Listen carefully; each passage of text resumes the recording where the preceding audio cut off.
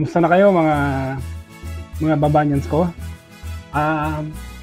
Ito pala may dalawa akong bangos na binili kahapon sa grocery. Gusto ko lang i-share sa inyo about yung, alam niyo ba yung gilik, yung lasang gilik pagka usually ito nakikita sa bangos at saka sa tilapia. Para makaiwas kayo dyan sa mga ganyang bagay na pag bumili kayo ng isda na may lasang gilik, ang gagawin nyo, siyempre bago nyo bilhin, check nyo muna. Ang alam ko dyan, 3 bagay lang ang pwede kong ma-share sa inyo. O, hindi, sa akin lang to doon sa mga may nakakalam na kung paano malaman ang lasang gilik, nasa inyo. Pero for me lang naman, gusto ko lang pong i-share sa akin about my knowledge o about my experience. Kasi pag bumibili ako ng isda, syempre pag lasang gilik yan, hindi mo na siya mahirap kainin, mahirap lunukin. Alam mo naman kung pag lasang gilik, di ba? Kasi nga, kaya nagkakaganon, yung usually mga isda natin, lalo na itong bangus at saka tilapia, usually kinukulture yan sa pan eh. Yung paninisan lang nila, ng mga mangisda, yung mga nagkukulture ng mga isda, syempre, hindi naman yan hindi naman concrete yan. Minsan yung mga usually, mga putik-putik yung nila, yung mga pispan nila.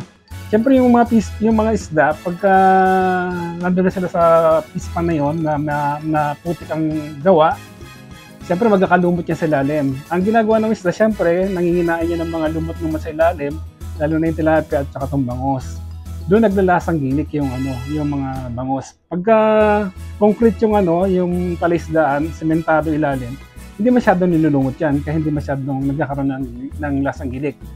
Tsaka number 1, alam niyo ba yung sa galing ng Dagupan, yung mga isda nila doon, tsaka yung mga bangos nila, kaya tinatangkilik. Kasi culture yun sa dagat, doon sila lumalaki. Ngayon, para makaiwas tayo, paano malaman ng lasang gilik? Ang alam ko dyan, syempre, pag bumili ka ng bangos, syempre, paano mo susuriin? Number 1, check mo yung kanyang hasang. Ayan, yung hasang. Yung hasang niya, pag may makita kayo may mga maitim-itim mo, just na yun, indicate na may gilik siya, may lasang gilik siya. Pag nakita mo ganyan, maitim yung hasang, ito, usually, pula-pula, kaya lang hindi na ito masyadong pula kasi binili ito kahapon. Gusto ko sana i-vlogs doon sa mismong sa supermarket kasi nandito ko sa Saudi, sa Nesto. Kaya naman, madaming tao, tsaka pinagtingin ako. Tinry ko na yun. Ang problema lang din kasi ako, cameraman, ako lang mag-isa. Ang hirap i-maneuver ng camera pag nagbo-vlogs ka sa ganun.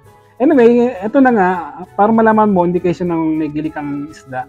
Tignan mo yung hasang. Kung hasang niya ay maitim, may parang putik-putik, ayan, nanginain ng mga niyan lumot.